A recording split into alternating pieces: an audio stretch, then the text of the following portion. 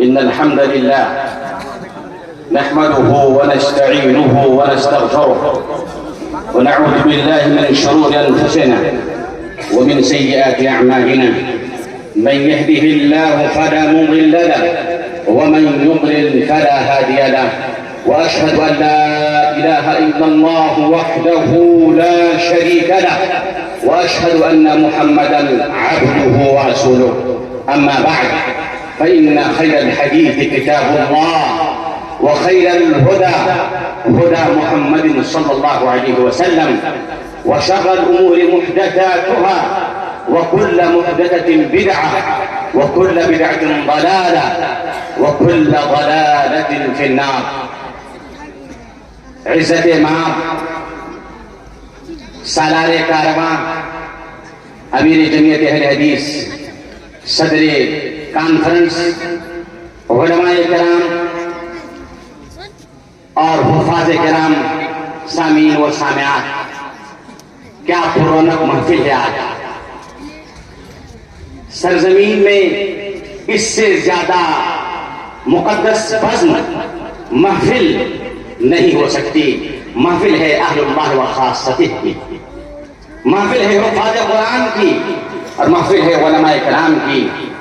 میں کیا بولوں، اللہ رب العالمین نے جس قرآن کریم کو نازل فرمایا ہے، یہ صرف قرآن ہمارے لیے نہیں ہے، پوری دنیا والوں کے لیے ہے اور باعث ہدایت ہے، باعث سعادت ہے. جس نے قرآن کریم کو سینے سے لگایا اللہ نے اس کو عزیز بنایا، مکرم بنایا، اور جس نے قرآن کریم کو پس پشت ڈالا اللہ نے اس کو ذلیل کیا، خوار کیا، بےعزت کیا.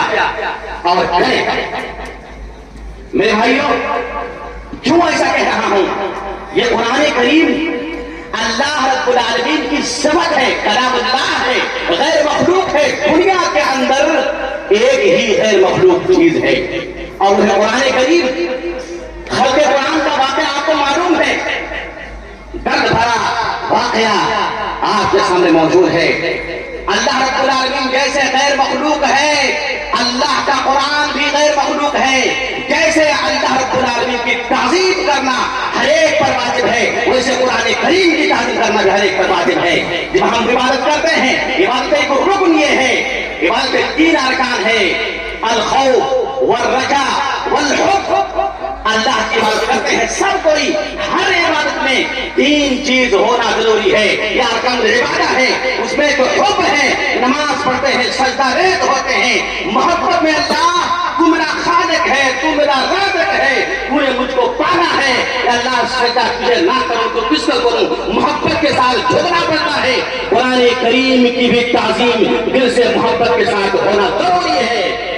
یہ ہے اصل مسلمان. میرے بھائیوں، میں قرآن کریم کے تقدس کے حوالے سے چند فقہی مسائل بیان کروں گا، کیونکہ میں ادنا سے ایک طالب علم ہوں اور آپ عظمت قرآن پر بہت سارے مقررین کو سنیں گے. لہذا چند باتیں، بہت ساری باتیں تھیں لیکن بتانے کے لیے وقت چاہیے، مگر بہت جو ضروری چیزیں ہیں اس کو بتانے کی کوشش کروں گا. سب سے پہلی بات یہ ہے میرے بھائیوں، قرآن کے سلسلے میں کہ قرآن کریم رسم عثمانی پہ لکھنا ضروری ہے. اس پہ اجماع. قرآن کریم کو رسم عثمانی کے بغیر کسی رسم میں لکھ نہیں سکتے. مسئلہ اس لیے میں کہہ رہا ہوں، مسئلہ سنگین سے سنگین تر ہوتا جا رہا ہے. آج بازار میں دوسروں کو سکھانے کے لیے بنگلہ میں، اردو میں، ہندی میں سورہ فاتحہ کو لکھا جاتا ہے، مطلب پورے قرآن کو لکھا جاتا ہے اور یہ حجت بنا کر کے پیش کرتے ہیں کہ قرآن کریم ان لوگوں کے لیے لکھا جا رہا ہے جو عربی نہیں جانتے ہیں. میرے بھائیوں، قرآن کریم کا حفظ کرنا فرض کفایہ ہے. جیسے نووی رحمۃ اللہ علیہ نے اور ابن حجر رحمۃ اللہ علیہ نے اور ابن حزم رحمۃ اللہ علیہ نے مراتب اجماع ذکر کیا ہے کہ قرآن کا حفظ کرنا یہ فرض کفایہ ہے اور قرآن کریم کا اتنا حصہ یاد کرنا اور پڑھنا ہر ایک پر فرض عین ہے جس کے بغیر نماز نہیں ہوتی ہے. میرے بھائیوں، کہاں ہے مسلمان؟ آپ کتاب اللہ کو، آسمانی کتاب کو اپنی زبان میں پڑھیں گے. یقین جانیے، صبح قیامت تک اگر آپ اگر عربی کے بغیر دوسرے خط میں قرآن کو پڑھیں گے تو آپ قرآن کی صحیح ادائیگی نہیں کر سکتے ہیں. یہ تجربہ کی بات ہے, حقیقت یہی ہے. لہٰذا رسم عثمان کو قرآن کو لکھنا اور اسی کو قرآن کو پڑھنا یہی واجب ہے. لہٰذا آج کے بعد میرے بھائیوں, جو لوگ قرآن کریم کو چھاپتے ہیں اس سے رک جائیں اور قرآن کریم کو بنگلہ زبان پہ یعنی الحمدللہ رب العالمین لا اور جیسے ہرگز لکھنے کی کوشش نہ کریں. دوسری بات یہ ہے میرے بھائیوں, قرآن کریم آج کل مارکیٹ میں قرآن کریم باربی کے نام سے آیا ہوا ہے. یہ قرآن کریم باربی قرآن کریم کے نام سے قرآن آیا ہوا ہے. یہ کس کے لیے معلوم؟ یہ قرآن کریم عورتوں کے لیے ہے. کہہ رہے ہیں یہ قرآن کریم کا نسخہ خواتین کے لیے ہے. کون سا قرآن ہے؟ قرآن کریم نے اللہ قرآن فرمایا ہدی للناس, تذکیر اور مذکر اور مؤنث کے اسلام میں کوئی فرق نہیں ہے. قاعدہ یہی ہے جو حکم مردوں کو لیے ہے وہی حکم عورتوں کو لیے ہے. الا ان يدل الدليل على تخصيص ذلك, یا اس کی علت کوئی دلیل آ جائے. لہذا بعض قرآن خصوصی طور پر عورتوں کے نام پر چھاپنا یہ فطرت بات ہے میرے بھائیوں. قرآن کریم کا ایک مذاق یہ پایا جاتا ہے کہ قرآن کریم کو گول گول غیر مرتب انداز میں قرآن کو چھاپا جاتا ہے. ہمارے یہاں جب میں چھوٹا تھا مجھے شعور نہیں تھا, ہم لوگ جزء عامہ پڑھتے تھے. سورہ فاتحہ کے بعد سورہ ناس, پھر سورہ فلق, پھر سورہ اخلاص, پھر اس کے بعد غیر ترتیب کے ساتھ لکھا جاتا ہے. عربوں میں ایسا نہیں ہے, جزء عامہ وہاں بھی چھپتا ہے مگر وہاں کیا ہے قرآن کریم کی جو ترتیب ہے اس ترتیب کا لحاظ رکھا جاتا ہے. لہذا آج کے بعد اے مسلمانوں, اے علماء کرام اور اے طلباء عزیز اور مدرسے والے, آپ لوگ سن لیں قرآن کریم کا وہ نسخہ ہرگز نہ خریدیں جس میں قرآن کریم کی صورتیں غیر مرتب ہیں. لیکن اس طرح کی مسئلہ ہے, لیکن اس میں یہی ہے, راضی یہی ہے کہ قرآن کی ترتیب بھی صحابہ کرام پر کے اجماع کے بعد جو ہے مرتب ہو چکا ہے. قرآن کریم کا ایک مسئلہ یہ بھی ہے کہ قرآن کریم کے آخر میں جب قرآن چھاپنے والے ختم قرآن کی دعا لکھ دیتے ہیں اور ختم قرآن کی دعا اللہ مجال قرآن قرآن الف سے اللہ سے با سے کیا کیا جانے کہاں سے دعا لائے ہیں. علماء کرام میں ذمہ داری کے ساتھ کہہ سکتا ہوں اور علماء کرام کی نمائندگی کرتے ہوئے کہہ سکتا ہوں کتاب و سنت میں بلکہ حاشیے میں بھی اس کا کوئی وجود نہیں ہے کہ ختم قرآن کے لیے کوئی دعا کی جائے. ہاں البتہ یہ ضرور ہے جب قرآن کریم ختم ہو تو قرآن کریم ختم کرنے والا دعا کرے, اپنے لیے کرے اور اپنے اہل و عیال کے لیے کرے اور تمام مسلمانوں کے لیے کرے جیسا کہ صحابہ کرام سے ثابت ہے. میں اس موضوع پہ نہیں جانا چاہتا میرے بھائی. قرآن کریم کا سب سے بڑا مسئلہ جو دور حضرت کا نازلہ ہے وہ یہ ہے کہ بعض لوگ قرآن کریم کو گھروں میں تختیوں میں لگا دیتے ہیں, گھروں میں تختیوں میں لے کر لٹکا لیتے ہیں. سوال یہ ہے آپ نے تختی لگائی کس بنیاد پر ہے, مقصد کیا ہے؟ اگر زیب و زینت کے لیے ہے تو قرآن کریم آپ کے گھر کے ڈیکوریشن کے لیے نازل نہیں ہوا. یہ بالکل حرام ہے, جائز نہیں ہے. اگر وہ کہے مولانا مقصد یہ نہیں ہے, مقصد یہ ہے کہ قرآن کریم کی تختی لٹکا کر کے میں تبرک حاصل کرنا چاہتا ہوں. میرے بھائیوں, تبرک کا مسئلہ بہت خطرناک مسئلہ ہے. ہم نے اس کے دامن کو کھینچتے چادر کو جو ہے بھار کر دیا ہے. تبرک کا مسئلہ ایسا نہیں ہے, تبرک توقیفی ہے. جس چیز میں اللہ نے برکت رکھی ہے اسی میں برکت ہے, اور جس کیفیت کے ساتھ, جس طریقے کے ساتھ, جس اسلوب کے ساتھ شریعت نے ہمیں تبرک لینے کے لیے کہا ہے ہم وہی صحیح لیں گے. لہٰذا قرآن کریم کے تختے لٹکا کر کے دکانوں میں ہو, گھروں میں ہو, بازاروں میں ہو, کہاں بھی ہو, گاڑیوں میں ہو, گاڑی کے آگے ہو, گاڑی کے پیچھے ہو, یہ بالکل ناجائز ہے, تو شرط نہیں ہے میرے بھائیوں. اگر آپ کہیں گے کہ نہیں مولانا ہم نے تختی لٹکائی ہے نہ تو زینت کے لیے ہے اور نہ برکت کے لیے ہے بلکہ دوسروں کی شر سے برائی سے بچنے کے لیے ہے, تو یہ تعویذ ہے. کیا یہ تعویذ ہے؟ اللہ کے رسول صلی اللہ علیہ وسلم نے کیا فرمایا تھا, من تعلق تميمة فقد اشرك, من تعلق تميمة فقد قتل الیہا.